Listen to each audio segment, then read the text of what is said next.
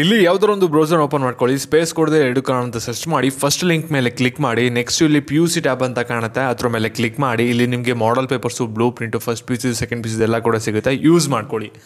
ಇಲ್ಲಿ ನಿಮ್ಗೆಲ್ಲರಿಗೂ ಕೂಡ ಗೊತ್ತಿರೋ ಹಾಗೇನೆ ಫಸ್ಟ್ PUC ರಿಸಲ್ಟ್ ಬಂದ್ಬಿಟ್ಟು ನೆನ್ನೆ ಅನೌನ್ಸ್ ಆಗಿದೆ. ಆದರೆ ನೀವು ಸಾಕಷ್ಟು ಜನ ಕಮೆಂಟಾಗಿ ಕೇಳ್ತಾ ಇರೋ ಫಸ್ಟ್ PUC ರಿಸಲ್ಟ್ನ ಯಾವ ರೀತಿ ನೋಡೋದು, ಯಾವೊಂದು ವೆಬ್ಸೈಟಲ್ಲಿ ನೋಡಬೇಕು ಅಂತ ಅದ್ರ ಬಗ್ಗೆ ಕಂಪ್ಲೀಟಾಗಿ ತಿಳಿಸ್ಕೊಡ್ತೀನಿ. ಅದಕ್ಕಿಂತ ಮುಂಚೆ ಯಾರು ಚಾನಲ್ ಸಬ್ಸ್ಕ್ರೈಬ್ ಮಾಡ್ಕೊಂಡ್ರಲ್ಲ, ಪ್ರತಿಯೊಬ್ಬರು ಕೂಡ ಸಬ್ಸ್ಕ್ರೈಬ್ ಮಾಡ್ಕೊಳ್ಳಿ. ಹಾಗೆ ಪ್ರತಿಯೊಬ್ಬರು ಕೂಡ ವಿಡಿಯೋಗೊಂದು ಲೈಕ್ ಕೊಡಿ, ಯಾಕಂದರೆ ಕೊಡೋ ಒಂದೇ ಒಂದು ಲೈಕ್, ಒಂದು ಸಬ್ಸ್ಕ್ರೈಬಿಂದ ನಿಮಗೆ ಇದೇ ರೀತಿ ಕಂಟಿನ್ಯೂಸ್ ಆಗಿ ಅಪ್ಡೇಟ್ಸ್ನ ನೀಡ್ಬೋದಾಗಿರುತ್ತೆ. ಇಲ್ಲಿ ನಿಮ್ಗೆಲ್ಲರಿಗೂ ಕೂಡ ಗೊತ್ತಿರೋ ಹಾಗೆ ನೆನ್ನೆ ಸೆಕೆಂಡ್ PUCದಲ್ಲ ಫಸ್ಟ್ PUC ರಿಸಲ್ಟು ಅನೌನ್ಸ್ ಮಾಡಿದರೆ. ಆದರೆ ಫಸ್ಟ್ PUC ರಿಸಲ್ಟ್ನ ನಿಮ್ಮ ಕೆಲವು ಫ್ರೆಂಡ್ಸ್ಗಳು ಮಾತ್ರ ನೋಡಿದ್ದಾರೆ, ಆದರೆ ನಿಮ್ಗೆ ಇನ್ನೂ ರಿಸಲ್ಟ್ನ ನೋಡೋಕ್ಕಾಗಿರಲ್ಲ.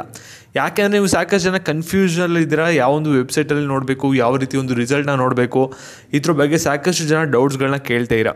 ಇದ್ರ ಬಗ್ಗೆ ನಿಮಗೆ ಒಂದು ಕ್ಲಾರಿಫಿಕೇಷನ್ನ ಕೊಡೋದಾದರೆ, ಇಲ್ಲಿ ನಿಮಗೆ ಸೆಕೆಂಡ್ PUCಗೆ ಇವಾಗ ನೀವೆಲ್ಲರೂ ಕೂಡ ಎಂಟರ್ ಆಗಿದ್ದೀರಾ. ಇವಾಗ ಫಸ್ಟ್ PUC ರಿಸಲ್ಟ್ ಬಂತು ಅಂದರೆ, ಆದರೆ ನಿಮಗೆ ಕಾಮನಾಗಿ ಡೌಟ್ ಇರೋದು, ಪಾಸ್ ಆಗಿದ್ದೀನಾ, ಫೇಲ್ ಆಗಿದ್ದಾನ, ಎಷ್ಟು ಮಾರ್ಕ್ಸ್ ಬಂದಿದೆ, ರಿಸಲ್ಟ್ನ ಎಲ್ಲಿ ನೋಡಬೇಕು, ಕಾಲೇಜಲ್ಲಿ ಹೋಗಿ ನೋಡಬೇಕಾ, ಅಥವಾ ಮೊಬೈಲಿಗೆ ಬರುತ್ತಾ, ಅಥವಾ ಯಾವೊಂದು ವೆಬ್ಸೈಟಲ್ಲಿ ನೋಡಬೇಕು, ಈ ರೀತಿಯ ಒಂದು ಕನ್ಫ್ಯೂಷನ್ ಇದೆ. ಇಲ್ಲಿ ರಿಸಲ್ಟ್ ನೀವು 2-3 ಮೆಥಡಲ್ಸಲ್ಲಿ ನೋಡ್ಬೋದಾಗಿರುತ್ತೆ.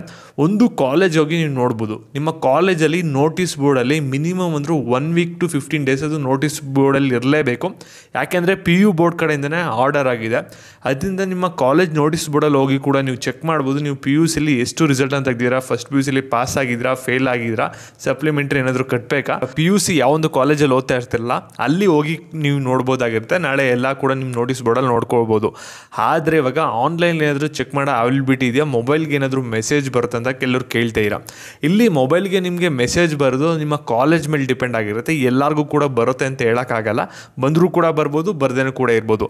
ಮತ್ತು ಆನ್ಲೈನಲ್ಲಿ ಏನಾದರೂ ಚೆಕ್ ಮಾಡ್ಬೋದಾ, ಇವಾಗ ನಾವು SLC ರಿಸಲ್ಟನ್ನು ಚೆಕ್ ಮಾಡಿದ್ವಲ್ಲ, ಒಂದು ವೆಬ್ಸೈಟಲ್ಲಿ ಏನಾದರೂ ನಮಗೆ PUC ರಿಸಲ್ಟ್ ಬರುತ್ತೆ, ಅಥವಾ ಬೇರೆ ಏನಾದರೂ ಒಂದು ವೆಬ್ಸೈಟ್ ಇದೆ ಫಸ್ಟ್ PUC ರಿಸಲ್ಟ್ನ ಚೆಕ್ ಮಾಡೋಕ್ಕೆ, ಇದ್ರ ಬಗ್ಗೆ ಡೌಟ್ಗಳನ್ನ ಕೇಳ್ತೀರಾ.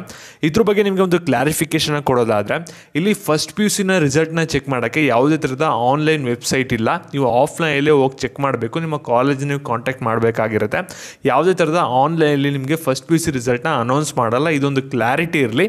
ನಿಮ್ಗೆ ಬೇಕು ಅಂದರೆ ನಿಮ್ಮ ಕಾಲೇಜ್ ವೆಬ್ಸೈಟ್ಗಳಲ್ಲಿ ಅವ್ರು ಏನಾದರೂ ಡೆವಲಪ್ ಮಾಡ್ಕೊಂಡಿದ್ರೆ ಆ ರೀತಿ ನಿಮ್ಮ ಕಾಲೇಜ್ ವೆಬ್ಸೈಟ್ಗಳಲ್ಲಿ ಬರುತ್ತೆ ಫಸ್ಟ್ PUC ರಿಸಲ್ಟು. ಅಫಿಷಿಯಲಾಗಿ ಗೌರ್ಮೆಂಟ್ ಕಡೆಯಿಂದ ಯಾವುದೇ ಥರದ ವೆಬ್ಸೈಟ್ನ ಬಿಟ್ಟಿಲ್ಲ.